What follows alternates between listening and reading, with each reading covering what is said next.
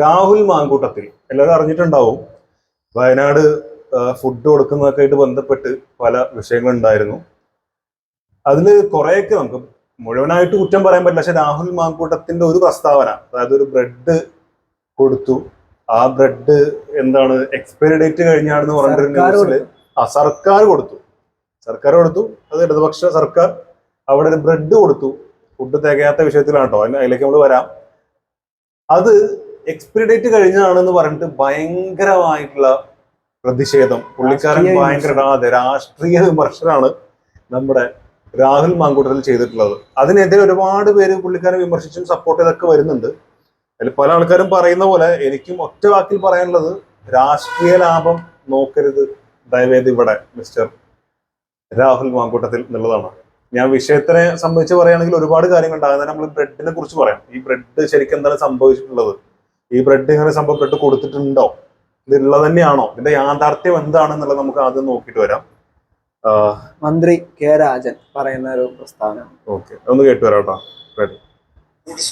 പക്ഷെ പ്രയാസകരമായ ഒരു പ്രശ്നം, രാവിലെ സർക്കാർ വളണ്ടിയർമാർ, ചില റവന്യൂ ജീവനക്കാർ എന്നും പറഞ്ഞു, വിതരണം ചെയ്ത ബ്രെഡുകൾ, റൊട്ടികൾ ഡേറ്റ് കഴിഞ്ഞതാണ് എന്നൊരു വാർത്ത കേട്ടു. ഞാൻ രാവിലെ ഗവൺമെന്റിൽ നിന്ന് കൊണ്ടുവന്ന ഭക്ഷണം കഴിച്ചയാളാണ്. നിങ്ങൾ ആരെങ്കിലും കഴിച്ചുവോ എന്ന് എനിക്കറിയില്ല.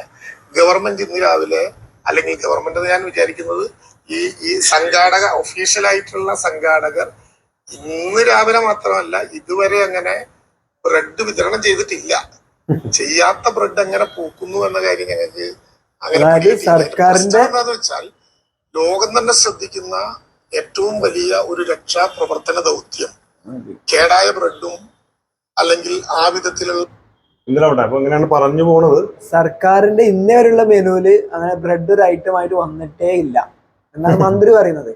നമ്മൾ വിശ്വസിക്കാൻ പറ്റുന്നതും എനിക്ക് തോന്നുന്നു മന്ത്രിയുടെ ഒരു പ്രസ്താവനയായിട്ട് തോന്നുന്നു. അത് രാഷ്ട്രീയപരമായിട്ട് പറയല്ല, പക്ഷെ എനിക്ക് എന്റെ വ്യക്തിപരമായിട്ടുള്ള ഒരു കാര്യമാണ് പറഞ്ഞത്.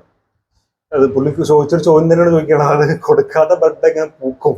അല്ല, അവരുടെ മൂപ്പര് പറയുന്നുണ്ട് ക്ലാരിറ്റി ഇല്ല, ആര് കൊടുത്തു ക്ലാരിറ്റി ഇല്ല, വോളണ്ടിയേഴ്സ് ആണെന്നും പറയുന്നുണ്ട്, അതുപോലെ റവന്യൂ ജീവനക്കാരാണെന്നും പറയുന്നുണ്ട്. അപ്പൊ അവിടെ ആര് കൊടുത്തു എന്നുള്ളൊരു ക്ലാരിറ്റി അവിടെ ഇല്ല. എന്ന് വെച്ചാൽ ഈ കെ സുധാകരനടക്കം ഈ മാങ്കൂട്ടത്തിലൊക്കെ ഈ സമയത്ത് ഇത്തരത്തിലുള്ള രാഷ്ട്രീയ ലാഭം നോക്കുന്നത് എത്രമാത്രം ഹീനമായൊരു പ്രവൃത്തിയാണെന്നുള്ളതാണ്. ഈ സമയത്താണോ ഇങ്ങനെ ലീഗുകാരുടെ വിമർശനം വരുന്നുണ്ട്, പക്ഷെ അതൊരു പോസിറ്റീവായിട്ട് കാണാൻ പറ്റുന്ന എനിക്ക് തോന്നുന്നു. കാരണം അവര് ഒരുപാട് കഷ്ടപ്പെട്ട് കുറെ സന്നാഹം വരുത്തി കുറച്ച് 1000-2000 പേർക്ക് ഭക്ഷണം കൊടുക്കുന്നു. പെട്ടെന്ന് സർക്കാരിന്റെ ഒരു തീരുമാനം, സർക്കാരാണോ പോലീസാണോ എന്താ കറക്റ്റ് ക്ലാരിഫിക്കേഷൻ ഇല്ല, ആരായിക്കോട്ടെ ആ ഫുഡ് നിർത്തണം എന്ന് പറയുന്ന രീതിയിൽ വരുന്ന കറക്റ്റ് ഒരു ക്ലാരിഫിക്കേഷൻ കൊടുക്കാൻ വരുന്ന സർക്കാരിന് വേണമെങ്കിൽ എന്തുകൊണ്ട് അത് നിർത്തുന്നു, അല്ലെങ്കിൽ എന്താണ് അതിന്റെ ഒരു കാരണം എന്നുള്ളത് പിന്നീടാണ് മന്ത്രി റിയാസ് അത് വ്യക്തമാക്കുന്നത്. ഇങ്ങനെ ഫുഡുമായി ബന്ധപ്പെട്ട് പരാതികൾ വന്നിട്ടുണ്ട്, ഉണ്ടോ ഇല്ലെന്ന് നമുക്കറിയില്ല, മന്ത്രി പറയുന്നതാണ്. അപ്പം അതൊരു ഫുഡുമായി ബന്ധപ്പെട്ട് അതിന്റെ സർക്കാർ ഉദ്യോഗസ്ഥർ പരിശോധിച്ചതിന് ശേഷം കൊടുക്കാമെന്നുള്ളത് ഈ വിവാദമായതിനു ശേഷമാണ് വന്നത്. അപ്പൊ ആദ്യം അതിനുള്ള ഒരു നിർദ്ദേശം സർക്കാരിന് വേണമെങ്കിൽ അവർക്ക് കൊടുക്കാമായിരുന്നു. അങ്ങനത്തെ ഒരു പ്രശ്നം അവിടെ ഉണ്ട്. അതുപോലെ തെറ്റായ വാർത്ത വെറുതെ പ്രചരിപ്പിക്കാം, മാധ്യമങ്ങൾ അടക്കം റിപ്പോർട്ട് ചെയ്തിട്ടുണ്ട്. റിപ്പോർട്ടർ ചാനലില് വെറുതെ ആരോ പോയിട്ട് ഒരു ബ്രെഡ് കൊടുത്തു, ആ ബ്രെഡ് കൊടുത്ത് ഇത് ആര് കൊടുത്തു, എവിടുന്ന് വന്നു എന്ന് അന്വേഷിക്കാനുള്ള ഒരു മര്യാദ ചാനലുകാർ കാണിച്ചിട്ടില്ല. ചാനലുകാർ മാത്രമല്ല, ഇത് പറയുന്നതിന് മുമ്പ് ഇയാളത് വെറുതെ തള്ളി, ഓൾറെഡി തള്ളി മറിച്ചതാണല്ലോ. പൊതുവെ കോൺഗ്രസ് ഒരു ബാലികേറമല ആവാൻ സാധ്യത എല്ലാരും അങ്ങനെയാണ്. ഓൾറെഡി അങ്ങനെയാണ്. യൂത്ത് കോൺഗ്രസിന്റെ മുന്നത്തെ സംസ്ഥാന അധ്യക്ഷൻ പറഞ്ഞത് ഷാഫി പറമ്പിലാണ്. ഷാഫി പറമ്പിൽ കുറച്ചും കൂടെയൊക്കെ രാഷ്ട്രീയപരമായിട്ടുള്ള മര്യാദ സൂക്ഷിക്കുന്ന ആളാണ്. ഒരു മെച്യൂരിറ്റി കാണിച്ചിട്ടുള്ള നേതാവാണ്. പക്ഷെ ഇവിടെ അത് കാണുന്നില്ല എന്നുള്ളതാണ്. രാഹുൽ മാങ്കൂട്ടത്തിനൊക്കെ അല്ലെങ്കിലും വെറുതെ വന്നിട്ട് വായി തോന്നുന്ന വിളിച്ചു ജയിക്കാൻ വേണ്ടി എന്തും പറയാ എന്നുള്ളൊരു എനിക്ക് പലപ്പോഴും തോന്നിയിട്ടുണ്ട്. അങ്ങനെ ജയിക്കാൻ വേണ്ടി എന്തും പറയാ, അതിൽ സത്യം ഉണ്ടോ ഇല്ല എന്നുള്ളതല്ല. വീണ്ടും ഒരു വിമർശനം വരുന്നുണ്ട്, സർക്കാരിന്റെ ഫുഡിൽ ഇതില്ല അതില്ല എന്ന് പറഞ്ഞിട്ട്. ഒരു ദുരന്ത ഭൂമിയിൽ കോഴിക്കാല് വെക്കണം എന്ന് പറഞ്ഞാല് അത് ശരിയാണെന്ന് എനിക്ക് തോന്നുന്നില്ല. അത് കോൺഗ്രസ്സാരാന്ന് പറയാൻ പറ്റുന്നില്ല. പല വീഡിയോസും പ്രചരിപ്പിക്കുന്നത് ആരാന്നറിയില്ല, അങ്ങനത്തെ വീഡിയോ ഉണ്ട്. അതായത് ഇത് സർക്കാർ കൊടുക്കും, അത് ഫുഡ് പകുതി കഴിച്ചു കഴിഞ്ഞിട്ട് അതിൽ എന്തൊക്കെ ഉണ്ട് എന്നുള്ളത് ചിലപ്പോൾ കഴിച്ചു കഴിഞ്ഞിട്ടുണ്ടാവും, എന്നിട്ട് അത് വീഡിയോ എടുത്തിട്ട് ഇവിടെ ഇതില്ല. അപ്പൊ നമ്മളൊരു മരണ വീട്ടിൽ പോയാൽ ബിരിയാണി വേണമെന്ന് വാശി വയ്ക്കാൻ പറ്റുമോ?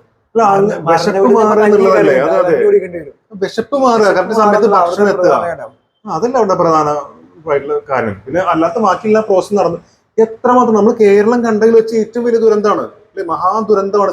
ദേശീയ ദുരന്തമായിട്ട് പ്രഖ്യാപിച്ചു അല്ലെ? പ്രഖ്യാപിക്കണം എന്ന് പറയുന്നുണ്ട്. കുറച്ച് പ്രശ്നങ്ങളായിരുന്നു. ഓക്കെ. എന്തായാലും അത്രമാത്രം ആളുകൾ 360-ലധികം ആളുകളായി തോന്നുന്നു ഇപ്പോ ഇന്നൊക്കെ. അപ്പൊ അത്രയും ആളുകൾ മരണപ്പെട്ട ഒരു സ്ഥലത്ത് എന്തൊക്കെ കാര്യങ്ങൾ ശ്രദ്ധിക്കാറുണ്ട്?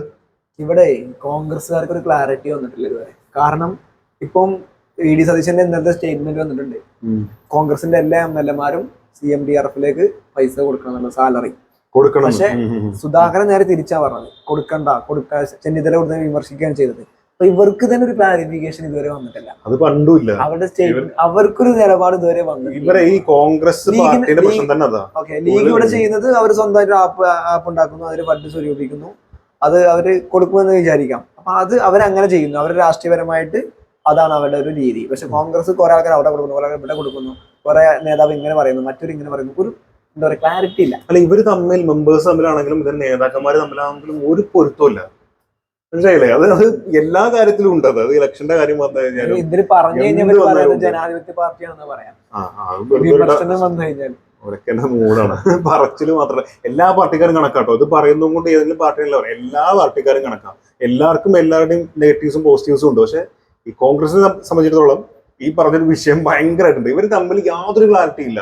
ഒരാൾക്ക് തോന്നുന്നു ഒരാളാണ് പറയുക, എന്നിട്ട് അത് വലിയ പ്രശ്നമായതൊരു വിവാദമാകുമ്പോൾ മറ്റേ ആൾ വന്നിട്ട് അതിനെ എതിർക്കുക, അത് വലിയ വിഷയമാകുമ്പോൾ അടുത്ത ആൾ വരും. ഇങ്ങനെ കണ്ടിന്യൂസ് ആയിട്ട് ഒരു ചെയിൻ പോലെ നടന്നുകൊണ്ടേയിരിക്കും. പക്ഷെ എടുത്തു പറയേണ്ട 1-2 ആളുകളുണ്ട്.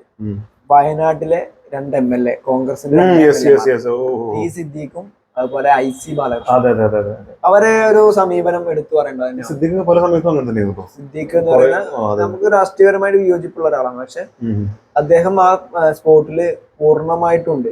IC ബാലകൃഷ്ണനൊക്കെ എന്ന് പറഞ്ഞാല് 24-ലൊക്കെ നിരന്തരമായി അതിന്റെ കാര്യങ്ങൾ പറയുന്നുണ്ട്.